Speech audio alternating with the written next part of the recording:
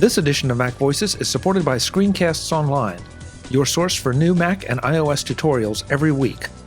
To learn more and for a 14-day free trial, visit ScreenCastsOnline.com. And by Take Control Books, the answers you need now from leading experts. Learn more and download yours at TakeControlBooks.com. Welcome to Mac Voices. This is the Talk of the Mac community. I'm Chuck Joyner. Folks, we get together with another old friend who hasn't been here we were just comparing notes for a long time. It's a little scary how long it's been. Mr. Paul Kafasis of Rogue Amoeba.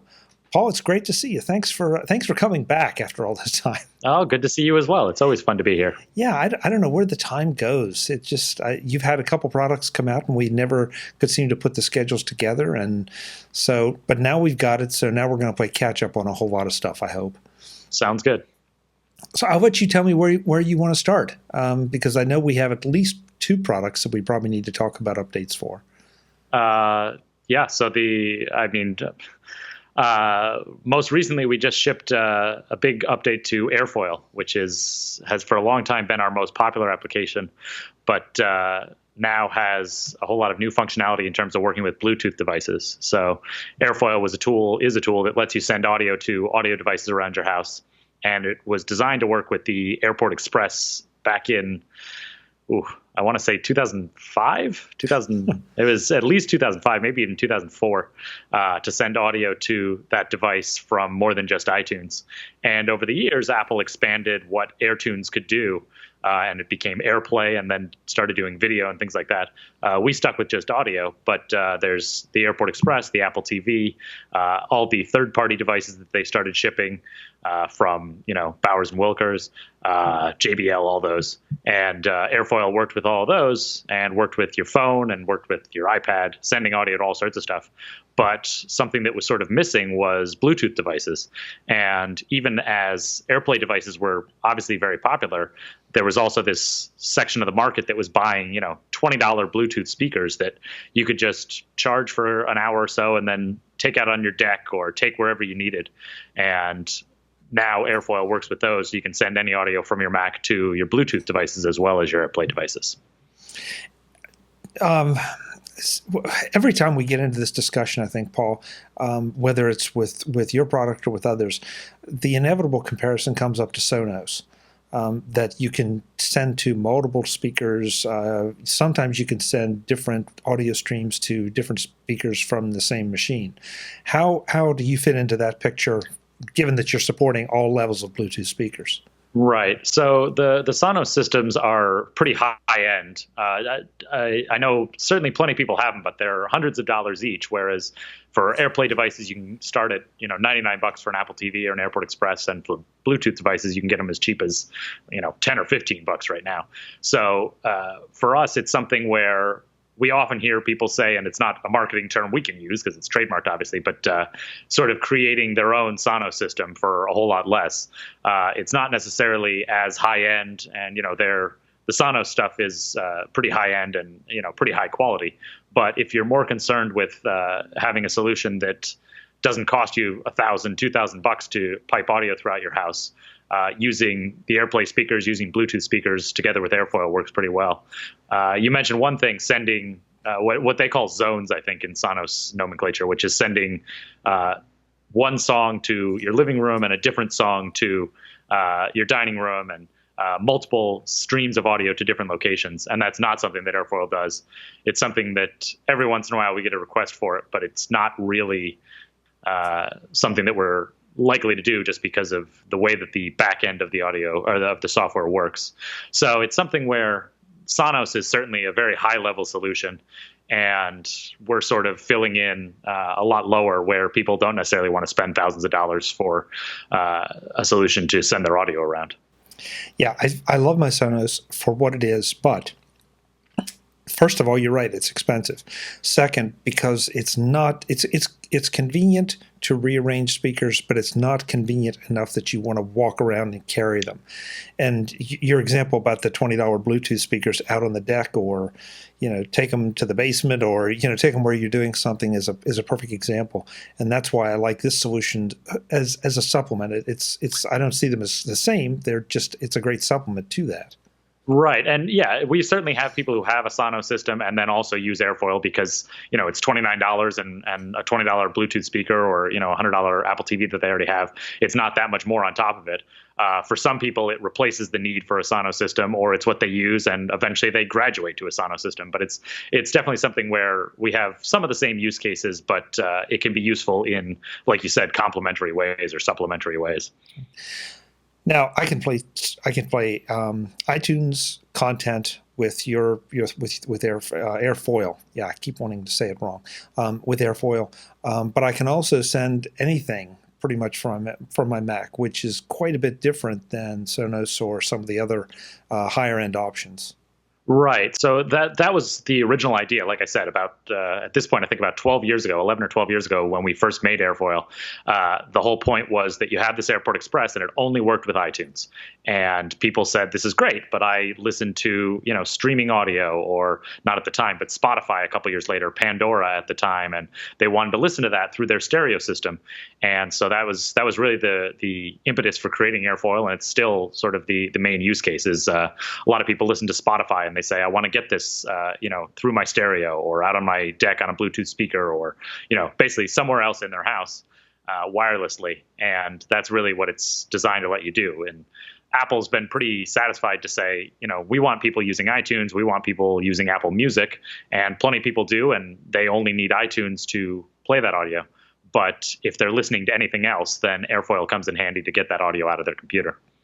Yeah, I don't quite understand it, but I know some people that like to listen to movies.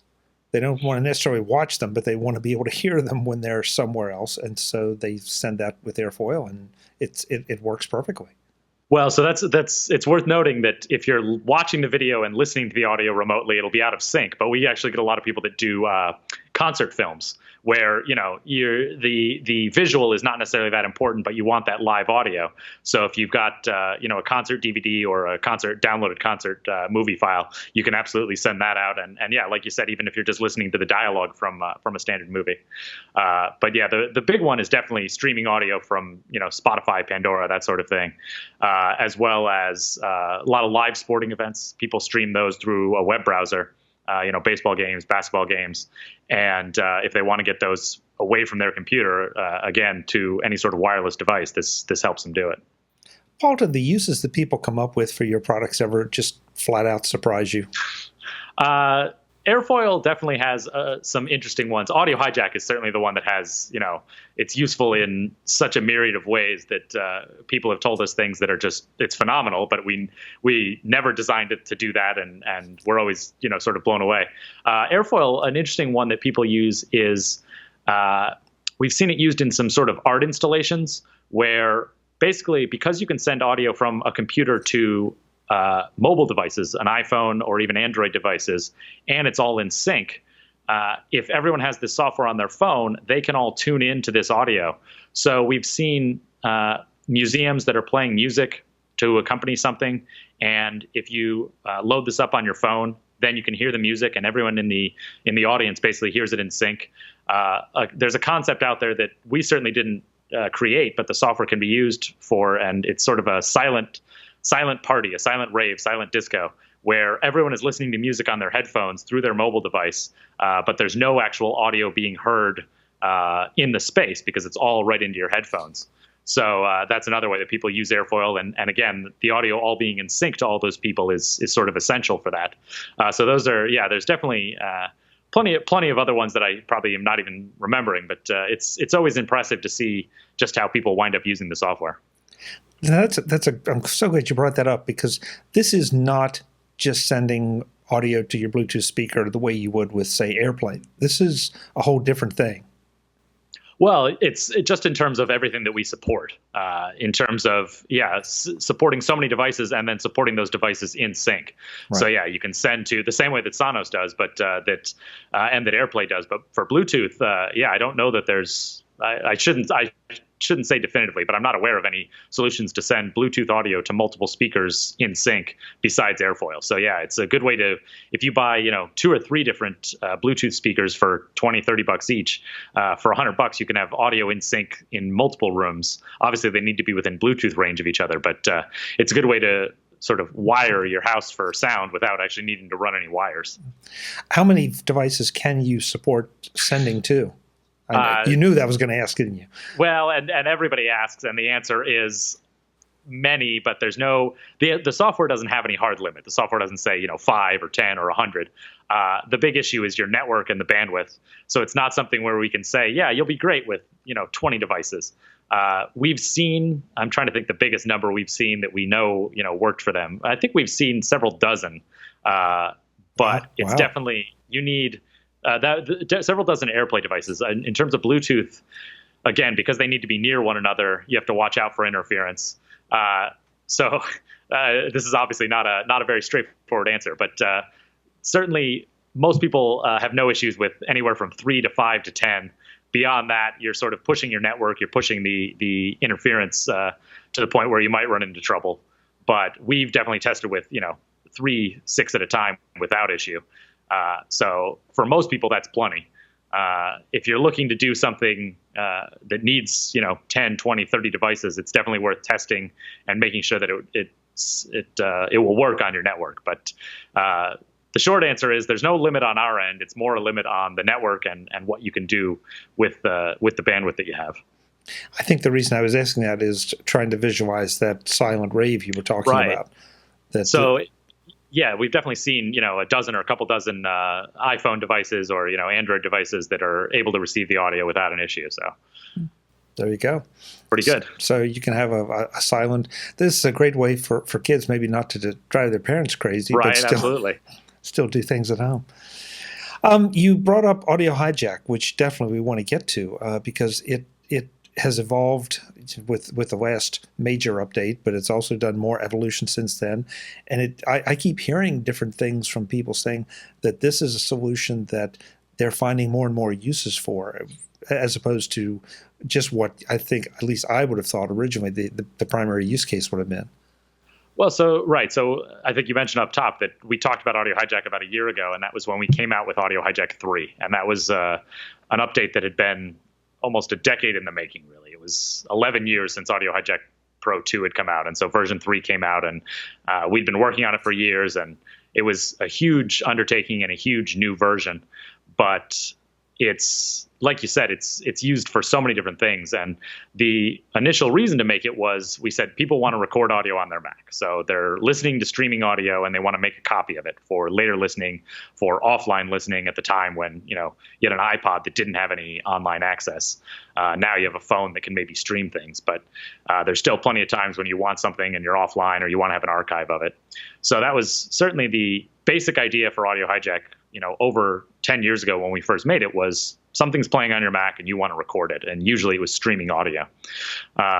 Since then, it's definitely, there's dozens, hundreds of different uses that people have for it that we've tried to design the software to accommodate at least the most frequent of those, and not just recording streaming audio, but podcasters. That's a big one, is that a whole lot of podcasters record with Audio Hijack, whether that's recording just their microphone and just, saying, grab the audio from my mic and save it to an MP3 file, or recording from Skype is a big one, that recording both your half of a conversation and the other half of a conversation. So that was one that came out, started being popular in about 2006, about 10 years ago. Software was a few years older than that. But when that happened, we sort of said, all right, a lot of people are using it this way. How can we make it easier for them to do it? And Audio Hijack 3 sort of built on that in terms of making it easy to record podcasts and recording. Various things like recording Skype, making it as simple as possible to record from Skype or any voice over IP application, recording to multiple audio files. So if you want to record mic number 1 to file number 1 and mic number 2 to file number 2, you can have multiple parties in the same room, record different files, and if you need to tweak the audio a little bit, you'll be able to do it on a person-by-person basis. So I'm rambling here, but there really is so much that Audio Hijack can do. And it's a tool that we've. You asked earlier, what do people do that just impresses us? And that's Audio Hijack is really the tool where people have found just so many uses for it that we're just blown away by how much people use it. It surprised me way back when I started using Audio Hijack that some of the things that we were trying to do in those days were not simple. It just seemed like it should not be that difficult. And Audio Hijack solved the problem. And then with the newest version, it just made it that much easier, and it encourages you to experiment and in a very visual way with sound, so that it's almost like plugging and unplugging cables. And I think that's why it is so popular, that you can kind of see what's happening and what you're doing to your audio signal. Right. So Audio Hijack 3 was totally built to be, like you said, it was very visual. There's what we call blocks. You make an audio chain out of multiple blocks. So you have a block for your input. And if that's a microphone, then there's a block that shows your microphone. And then you have a block for a recording. So if you're going to record to MP3, the audio flows from that microphone over to the recording block. And you can add audio effects blocks and see the difference that makes, and meters. And yeah, it's absolutely designed to be very visual, which, for audio is a useful thing, because if you can't see what's happening, it's difficult to determine why the audio is being adjusted the way that it is. And so we made this version 3 implemented this visual interface that I think, like you said, has really encouraged people to experiment, and they can see when they do something, they can see what happened and why it happened. And it makes it very easy to test things out and add things, subtract things, and get exactly what you need. So what has been the latest update to Audio Hijack? Because, like we said, we're playing catch up here, so I don't recall, and time slips away from you, so I don't recall if there was just a very recent update, or if I just think there was a very recent update. No, we're currently, hopefully it's what today, May 16th. We're hopeful by the end of the month we'll have Audio Hijack 3.3 out. So version 3 came out in January of 2015, about 16 months ago. And in 2015, we had version 3.1 and 3.2, and those were both fairly big updates. They brought some new features that we didn't manage to get in version 3. Those were last year. I'm trying to remember exactly what was in those. We certainly improved a lot based on what we heard from people about version 3, and took what they said and made changes that sort of tweaked what we'd already done for version 3. One of the big things that I remember was improving what we have, what's called a time shift plugin. And the time shift plugin basically lets you pause live audio. So if you're capturing audio with Audio Hijack, you can hit a pause button, and that audio continues to be captured, but you won't hear it until you unpause. And then if you pause it for 1 minute, you'll be a minute behind whatever that live stream was. And so if people have a TiVo, this is a fairly familiar concept, but it's not something that has really been possible with audio on the Mac before. And one of the most popular ways we saw this being used was for transcribing audio. So people that want to make transcriptions of audio streams. One of the big ones was Apple's quarterly financial calls. So they have these conference calls, and people want to get a text transcript of it after the fact. And if you record it, great, you can listen to it and transcribe that to text. But if you just have QuickTime Player, say, playing that audio, you need to pause it, you need to rewind it, you need to pause it and rewind it constantly. The time shift block actually lets you jump back 10 seconds or 30 seconds or 60 seconds. You can actually configure it. So, and you can use keyboard shortcuts to pause the audio. So you can listen for 10 seconds, type it, and when you realize you're about to lose the thread, you hit pause, finish your typing, unpause. So it was designed in concert with some feedback that we got on using this for text transcription, and we made it a lot simpler to do this and a lot more powerful in terms of those global shortcuts that make it pretty easy to do. So that was one of the big updates from 3.2. But yeah, it's really been something where we had this huge version 3 that was, like I said, it took us years and years to get there. And we said, all right, we don't want to do that again. We don't want to let the old version, it didn't stagnate, but it just didn't get as much in terms of love as it should have. It was still updated. It was still kept up to date, but it was sort of, by the end, it was older than we would have liked it to have been. The new version, we said, all right, let's try and plan, decently large updates for the next, for 4 months from now and for 8 months from now. And now this one will be about 16 months, a little bit longer. But listening to what people said and listening to what we had changed and how that affected people and sort of improving based on that. So that's sort of the trajectory that we've been following, is these smaller updates that still add a lot of functionality, but don't take, again, years. And so I mentioned we have version 3.3, which this one is more of, there's a couple new features in there that I won't get into, but it should be out by the end of this month. But this one was one where we spent several months fixing a whole lot of bugs and a whole lot of what I call niggles, things that are not quite right, things that could be improved, things, rough edges, basically, that it's not necessarily something that you take a lot of time to deal with, because if they're not a true bug where, the application is crashing or something is not working the way that it should, it's not necessarily always worth it to fix. But we said, all right, let's, we'll set this aside and do version 3.1 and version 3.2. But for 3.3, let's, knock off, I think I have to look at the count, but I think it's about 36 of these sort of just things that were rough edges, and smooth them out, and, hopefully make the software just work a little bit better than it, hopefully it was already working pretty well, but work even better than it already was.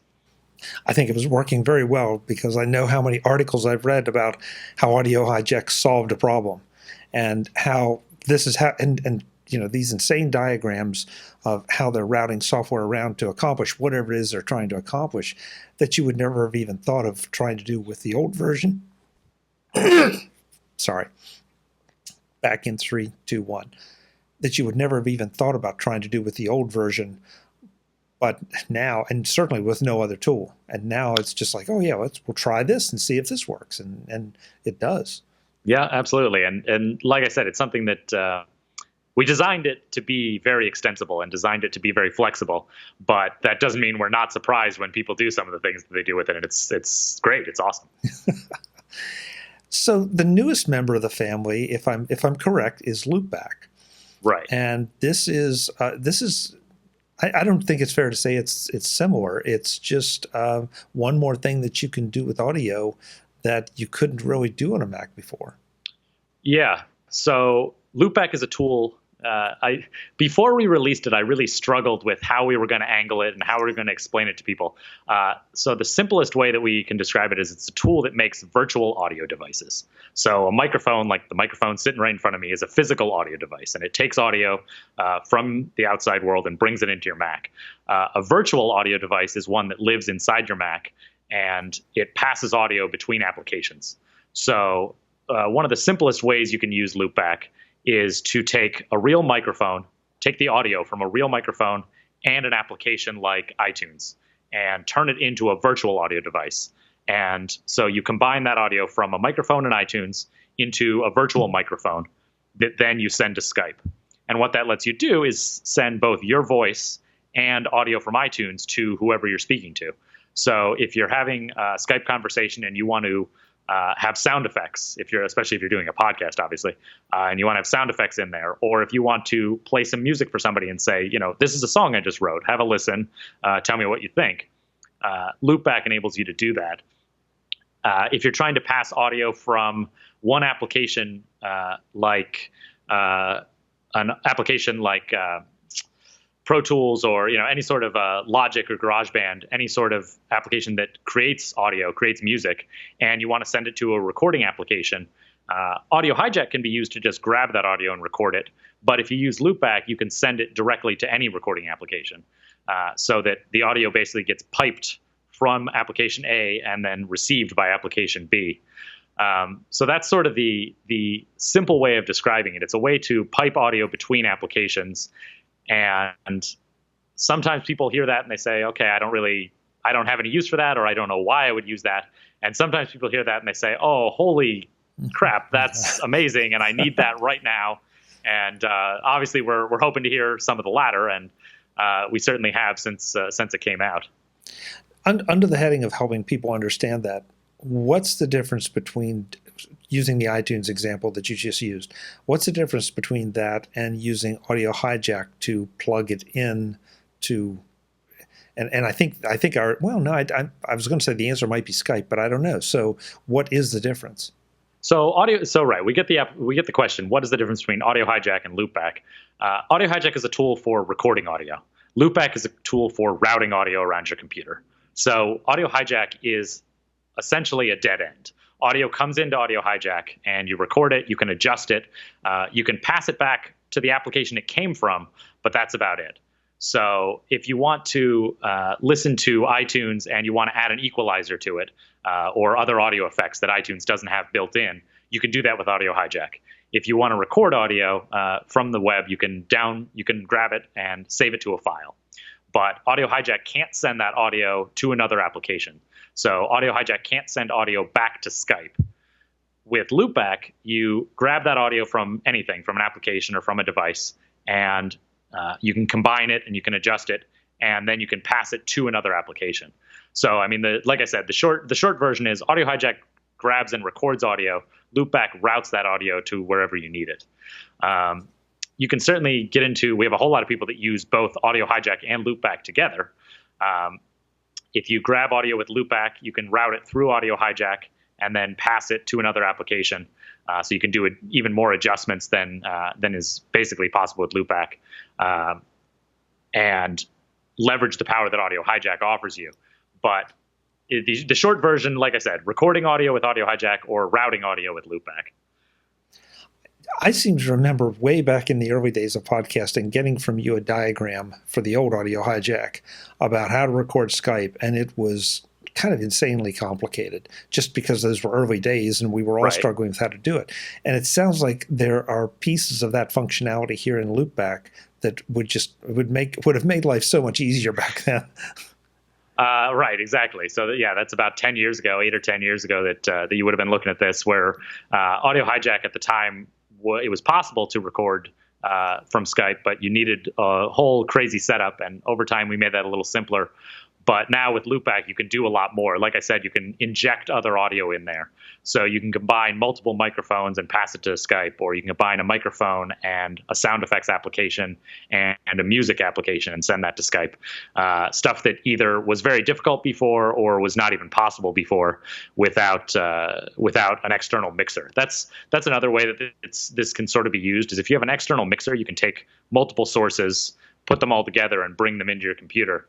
This basically gives you a virtual mixer, a way to mix, like I said, an audio application, a sound effects application, a microphone, multiple microphones, bring that all together into one device. So it's something where hopefully it's made things a lot simpler for a lot of people. We've definitely heard from people who said, "Oh, I just bought such and such mixer and I'm returning it because I don't need it because I can do it in software now," which is, it's certainly good for us, and I think it's good for people who don't necessarily want to have a whole lot of hardware lying around. Yeah, and especially the podcasters who like to do live productions. So they'll pipe in their theme music. They'll pipe in maybe an audio comment that they recorded off of Skype. Right. Throw in a sound effect or two. That I can see so many uses for this once you kind of grok exactly what's going on and how it's working. And I think your explanation was perfect about Audio Hijack being a dead end, and this is more just a throughway, if you will. Right, exactly. And I should say it's Audio Hijack is more of a cul-de-sac because dead end sounds bad, but Audio Hijack doesn't do anything beyond grabbing that audio and recording it, whereas Loopback lets you pass it around and gain a whole lot of control that way. It's something where, like you said, it's once you understand, once you grok what it does, it can be very useful. It was something where when we were making it, we knew how powerful it was. We didn't know how valuable or how popular it would be with people. And so we've been pretty pleasantly surprised. It came out in, I think it was January 12th or so. It was the middle of January, so that's 4 months ago. And it's already been, pretty popular for us, and we've seen a whole lot of people using it, gotten a whole lot of feedback, made some minor improvements, and we have, some larger improvements to make in the future. But already, just with a 1.0, it's been very popular. We've been very pleased with just how much use it's gotten, and pleasantly surprised, because it was a tool that if you know what you're doing with audio, you can see how useful it is. If you don't, you might have a use for it and not really understand it or not really realize that you can use it. So either we did a decent job of explaining it, or people got the word out, or both. But it's been going pretty well for us. I think anybody that's played with audio, you start to find out that there are things you want to do, and there are certain limitations in that linear workflow, if you will. And I mean, by the nature of it, it's always going to be linear to some degree. But this just allows you to do so many more things with it. I mean, I think I'm right. Something as simple as if I decide I want to play one audio source out to my speakers and another audio source into my headphones. You could do that with Loopback. Yeah. It's not really designed to do it, but you certainly can use it to route one application's audio to another output. Yeah. Right. Why I would want to do that, I'm not sure, but I know there's somebody out there that's going to say, "Well, of course, you idiot. This is why you want to do it." Absolutely. So let's see. That's 3 down. What else do we have that's new or is on the horizon that we can talk about? Well, that's not enough. I mean, that was. Well, that's pretty good. But I know you guys. I know that there's probably something waiting in the wings. Well, let's see. So like I said, Audio Hijack 3 was a little over a year ago, and we've had some steady updates to that. That's been a big point of focus. Loopback was a brand new application that we started. I think we started that at the end of 2014, so that took a little over a year.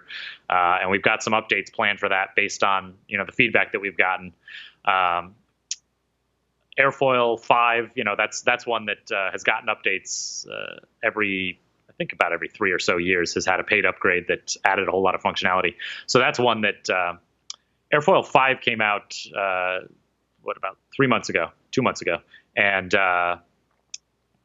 we didn't get everything that we wanted into it. So this was a big update, adding Bluetooth, there's other things in there, groups you can send to multiple sets of speakers with just one click, which is nice.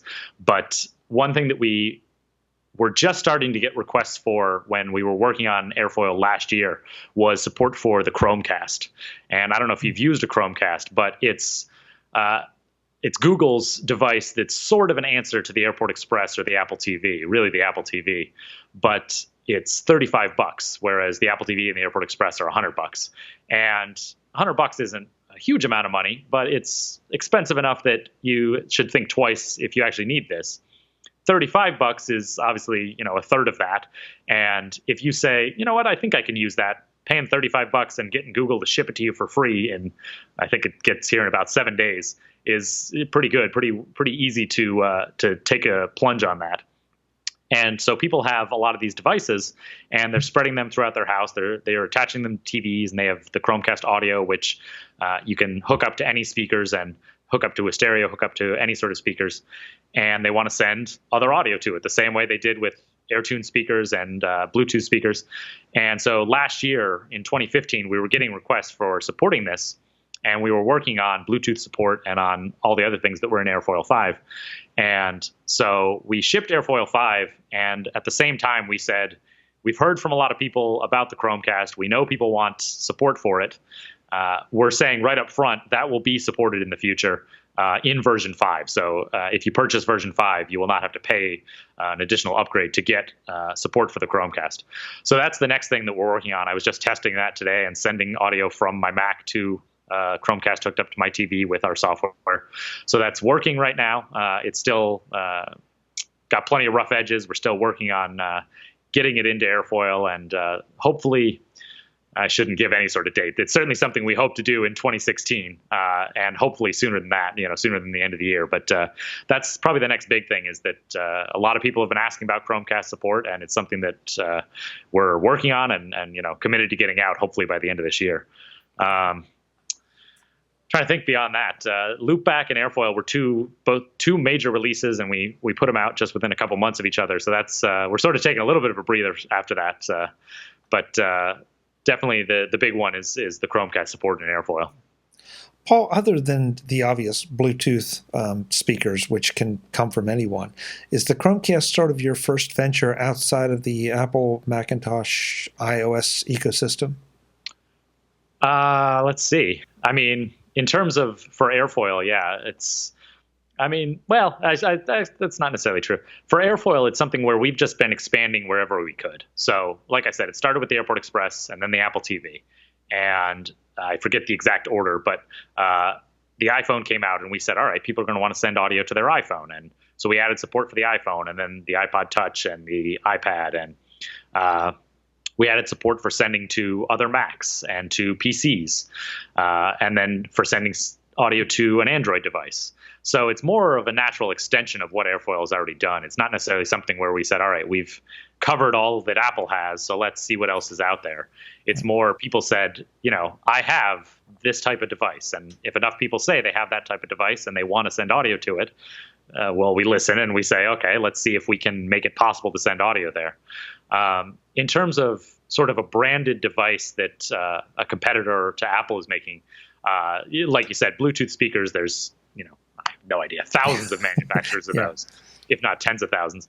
But this is sort of the first device that really, besides Android devices, that we can tell there's a pretty big market for, and it is possible to send to. We had requests for things like the Roku, which is an Apple TV competitor, PlayStation 3 and 4 that people want to send audio to, Xboxes. But it was something where we didn't necessarily get enough requests that it was obvious that we should support it, and it was not necessarily going to be something that was easy to support. So obviously we want to pick the low-hanging fruit that has the most users. So initially that was all the Apple devices, and then it was iOS devices and other computers. And we've gotten to Bluetooth speakers, and then the Chromecast device has sort of recently, in 2015 when they came out with the new ones, that has gained a whole lot of popularity, partially, I think, because of this low price point.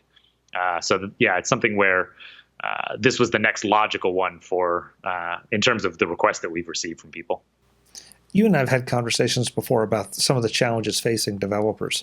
And it's got to be a challenge that people are sending in saying, I want this feature, I want that feature, I want this hardware supported, that hardware supported.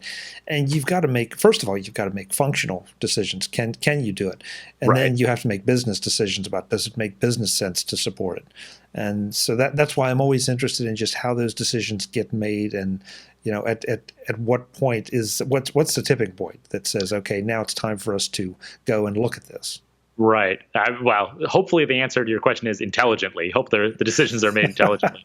But I mean, a whole lot of it is customer feedback. We hear from people, and if we hear from somebody who says, I can't even think of a rare device, but I have such and such rare device, I'd love to be able to send audio to it. We make a note of it, and if we don't ever hear of that device again, we say, well, it hasn't been in the news. We haven't heard that there's 10 million of them sold out there. No one else has asked for it. Unfortunately, Jim in France is not going to have his rare device supported, and that's the way it goes. But when we see Bluetooth was one where I don't know that a lot of people requested support for Bluetooth devices, but we could see just how many of them there were out there and how inexpensive they were. And so we said, all right, first of all, we can test them very easily. We can buy 10 of them to spread around the company for a couple $100, and then we can test with it. And we can see just how easy is it to support it.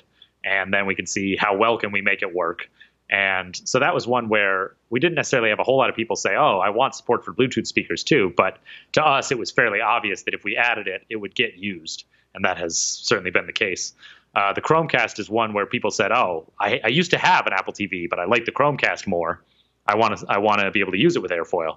So that's one where we got a lot more customer feedback and heard from people and said, all right, let's keep an eye on this. And over time heard more and more that it was something that was going to be useful for us to support. So, I mean, the shorter answer is twofold: customer feedback and then sort of paying attention to the market.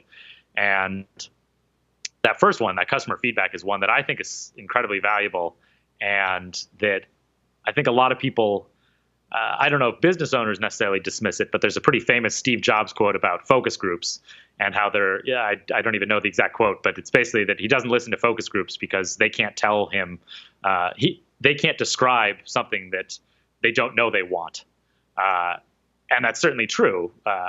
You can't necessarily get the full idea from a focus group that says, make the iPhone. But if people said, I'm out and about and I want to check movie times and I can't currently do it, and I want to listen to music streaming off the internet, and I can't currently do it. That's useful to hear. And if a lot of people say that, you would say, well, wait a minute, maybe people want to have internet access on their phone. And you put that together and sort of build from there. So to me, it's not necessarily, we don't hear from people that say, I want X feature, and we immediately implement that feature. But we hear from people that say, I want to be able to do such and such. And we listen to it and we say, all right, how does that fit with other people who wanted to do various things? And in the case of the Chromecast, it's a little more straightforward. They want to send audio to their Chromecast. We have a tool that sends audio out. But for things in Audio Hijack, there's, people want to record certain things and they say, I need this exact functionality. And we say, well, all right, that sort of makes sense. But what if we gave you a little bit more broad functionality that would help, a half dozen different use cases? And that's sort of how we listen to our customers, but at the same time, don't necessarily, listen to exactly what they're saying. We sort of try and hear what they mean instead of exactly what they say. Well, and it just makes sense. You can't build a piece of software for one person. Right, exactly. Unless that person is willing to fund it, and then that's another matter. But that's not very likely. So, it's interesting to listen to just how you approach it. And I know Rogue Amoeba has always been great about soliciting feedback. That was one of the reasons you all went to Macworld. I don't know how many times I walked up to your booth at Macworld and you were engaged in lengthy dissertations about, how the products worked and how you would try to improve them to do what people wanted. So, well, and the question, Macworld, we were talking about WWDC before we started, and it always brings to mind Macworld because they were sort of, brother and sister or something, where DubDub was a whole lot of the same people that you see at Macworld, but in a different setting. At Macworld, you see a whole lot of customers and a whole lot of potential users and current users. And hopefully, actually, at Macworld, I wasn't talking too much about the product. I like to do a whole lot of listening when we were there. And I would say we'd get a whole lot of people that came up and would say, oh, I use Audio Hijack, I use AirFoil. And my question then would be, how do you use it?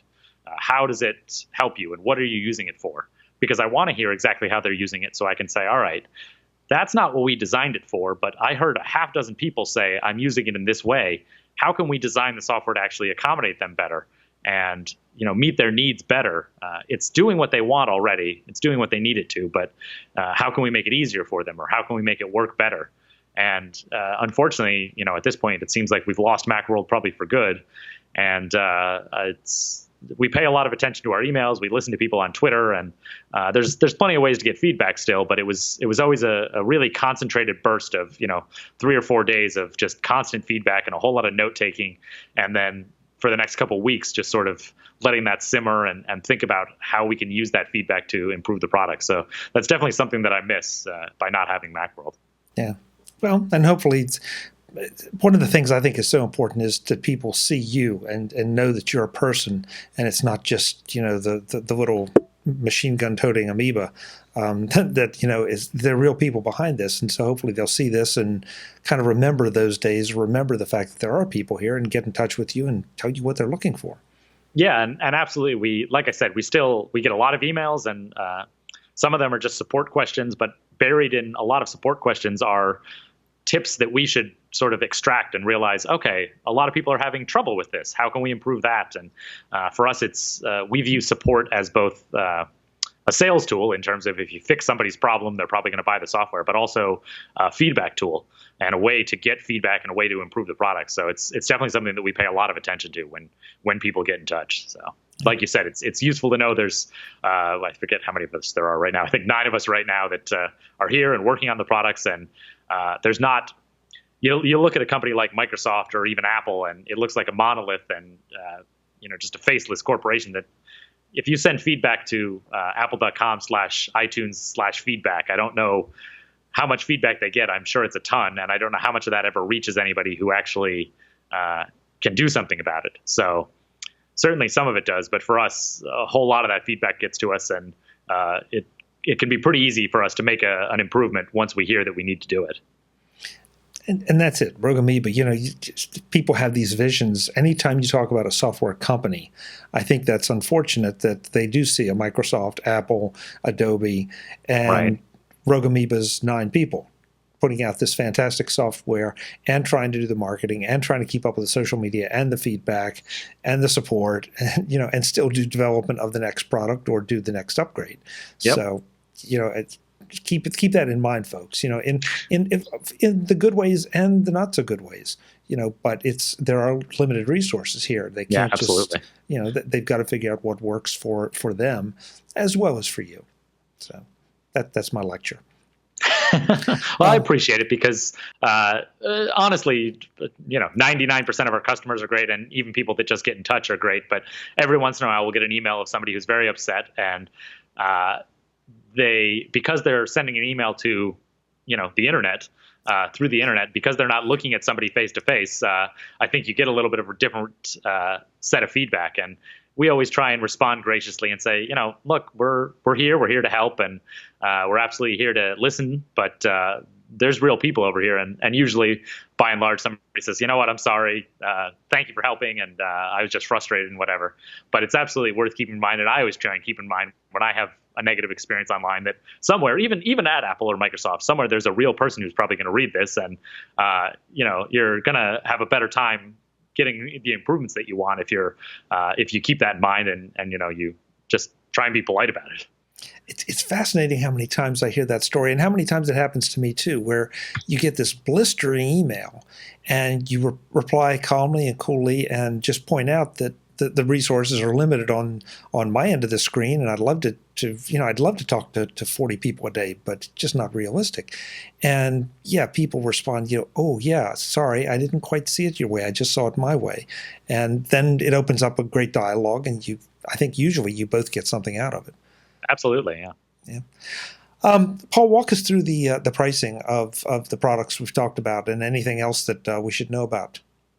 So all our stuff is, I shouldn't say that, because Loopback is our first tool that's geared a little bit more at professionals, but everything else is aimed at what we call, consumer grade audio use. So everything's between $20 and $50. So Audio Hijack is $49, AirFoil is $29, and Loopback is $75 right now, and that's actually an introductory price that's going on for probably the first 6 months that we have the software out, and that'll be $99. So that's our first tool where we've really set what I think of as a more professional price point, because it's for people, it's for podcasters who are selling ads on their show and who are buying, $500 hardware and microphones and mixers and things like that. So it's a tool that is aimed at a smaller user base, and one that is likely making money from their use of it. The other tools are definitely aimed more at consumers. Audio Hijack sort of sits in between, where people just record streams off the internet, and then we have professional podcasters that use that, who, not that we hear this a lot, but who absolutely say, I would have paid $200 for this, but we keep it at $49 because we want it to be affordable for somebody who says, I only need it, a couple times a month, and I'm not making any money off of it. So that's one that $49 is sort of not super inexpensive, but not so expensive that people, shy away from it. But everything on our website is, besides Loopback, is $49 or less in terms of what's available for consumers out there. And I should always mention there's always free trials of everything. So everything is downloadable from rogueamoeba.com, and you can try it out before you purchase it, and get in touch if you have an issue before you purchase it. So just a quick plug there that everything is there for you to test before you have to purchase it, which as a customer, I always like, and that's why we run our business that way, because we want people to be able to make sure the software does what they need before they purchase it. Yeah, and I don't know anyone that doesn't appreciate that, because even at $30, $40, you still hate to drop $30 or $40 and not be sure it works. So absolutely, now you get a chance to get your hands on it, see what it can do, play with it, and you'll find out. At the risk of taking us down a hole, and I really don't want to go there too much, but it's one of our favorite topics, and we'll save it for another show. Are you definitely completely out of the App Store at this point? So we have two applications still in the App Store. We have AirFoil Satellite, which is in the iOS App Store. That's a free application. It's a free companion to AirFoil. we want it on iOS, and so we don't have a choice but to be in the App Store pretty much. Right. On the Mac side, we have one application left in the App Store. That's Fission, our audio editor. We have only actually had two applications there because most of our software runs afoul of the restrictions that Apple has. Apple has a whole lot of restrictions for the App Store, and for us, it's never been worth it to try and figure out a way around those and spend a whole lot of time replicating functionality or potentially removing functionality just to get in the App Store when people have been buying software directly from us for 15 years now, 14 years. And so the App Store on the Mac to us was never tremendously appealing. We have a pretty easy store to use. It takes about 90 seconds to purchase from our store. It's a little longer than it takes to purchase them from the App Store, but you can also get your updates faster. There's a whole lot of benefits to direct purchasing. And it's something where, as there's been more and more problems that people have had with the Mac App Store, we've seen that, it doesn't seem like there's going to be an issue with selling software direct. When the Mac App Store came out about 5 years ago, that was a concern that everything would move into the Mac App Store. And after a time, people would say, oh, I don't want to buy my software directly from a company because then I got to give them my information. And then I can't just one click install all my software. And there's, there's certainly benefits to the Mac App Store, but for us, we can't get most of our software in there. So recently we removed one of our applications that was Piezo, which is sort of our simple audio recorder. And we made that actually to be in the App Store. The reason we initially made it was we wanted to have an audio recording application that fit in the App Store. And shortly after we released it, the rules in the App Store changed. And the rules changed in such a way that Piezo could no longer really be updated there. And so for a couple of years, it sat there and it got minor updates, but we couldn't add functionality to it. Apple would not allow us to add functionality to it. And over time, it lost functionality just because of the way updates to the OS happened. And there came a breaking point when we could no longer capture audio from Safari, from Chrome, from several applications.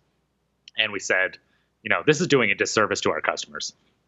We need to get the software out of the App Store and solely sell it directly, which is what we've done. And everyone who purchased via the App Store is able to move to the direct version free of charge.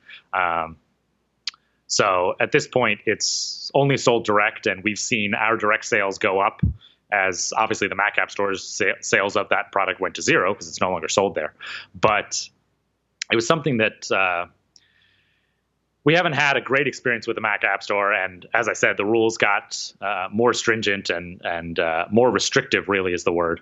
And so it prevented us from doing things that we wanted to do, and we weren't seeing a lot of benefit on our end, and we saw that our customers weren't benefiting. Initially, we said, customers indicate they want stuff in the Mac App Store, so let's see what we can do there. But when they were being harmed because we had to remove functionality or we lost functionality, it was something where we said, all right, it's untenable to keep the application there. So let's get it out, and all those people can come to the direct version if they desire and use the software there.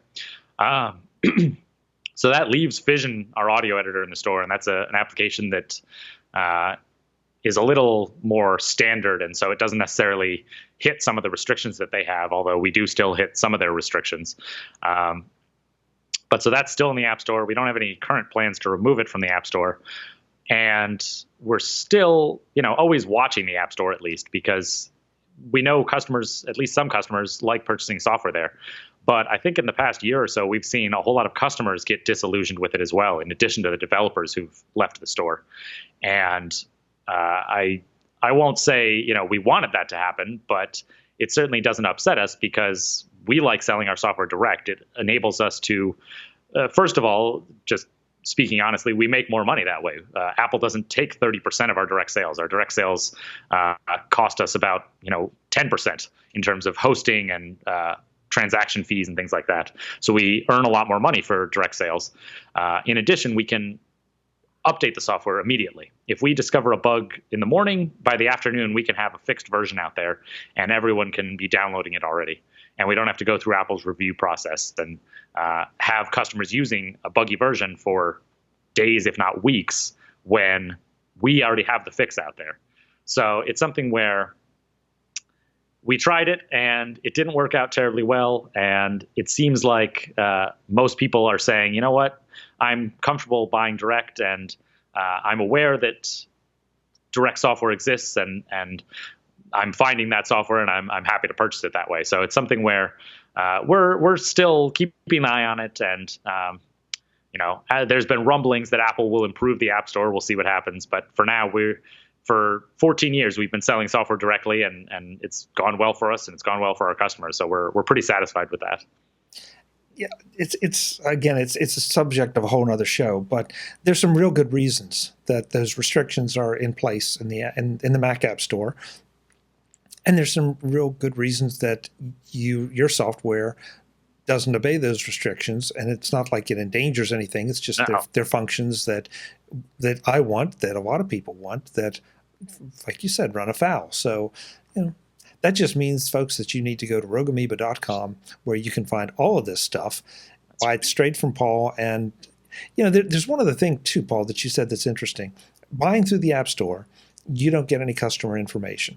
Right. And in today's world, it's privacy, privacy, privacy.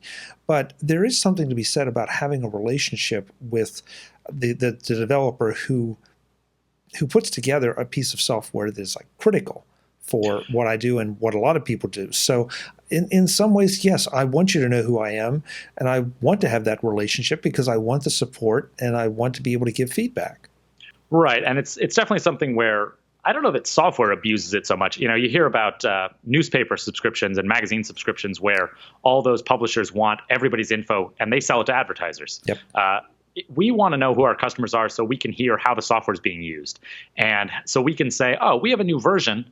We know you purchased version 1, so version 2 will only cost you $10 instead of $30. It give you a discounted upgrade. That's not possible with the App Store because, like you said, we don't know who bought it. We don't know when they bought it.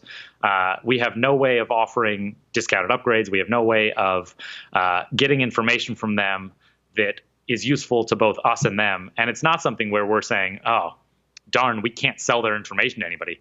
We don't want to do that. We want to make a software product. That is our whole. That's the whole reason the company exists, is to make software and to sell it to people. It's not an advertising company. It's not, we don't make any revenue from selling information, giving information away, anything like that. Any information that we want to collect, like usage information on, how people use the software, is strictly so we can make the software better for them.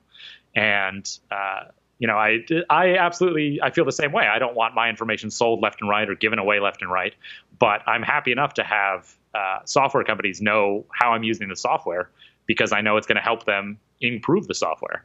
And that's something that gets lost in the App Store. And I think it's a net loss in that, there might be some small benefit in that your information, your email address doesn't get shared with somebody else, but there's in total a big loss because developers can't do the things that we can currently do with our direct software.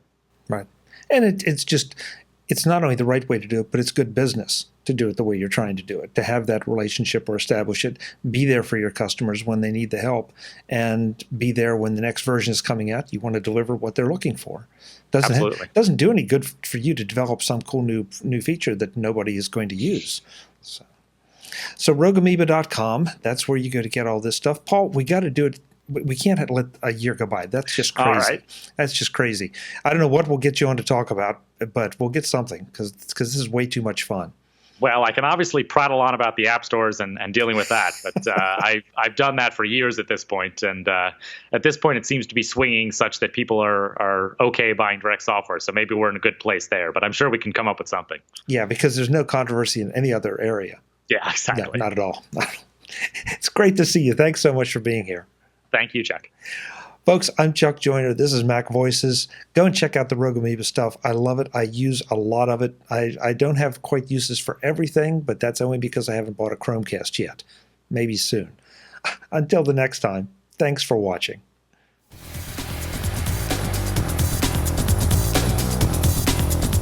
Visit MacVoices.com for links, show notes, to subscribe, to connect with Chuck on Twitter, Google+, YouTube, Facebook, LinkedIn, and the MacVoices blog. Subscribe to our weekly newsletter, the MacVoices Dispatch, to stay up to date on all the latest MacVoices news from our front page or at macvoices.com/newsletter. Do more with your Apple tech by subscribing to the free MacVoices magazine on Flipboard by visiting macvoices.com/magazine. Advertising and sponsorships handled by Backbeat Media at backbeatmedia.com. Bandwidth provided by CacheFly at cachefly.com.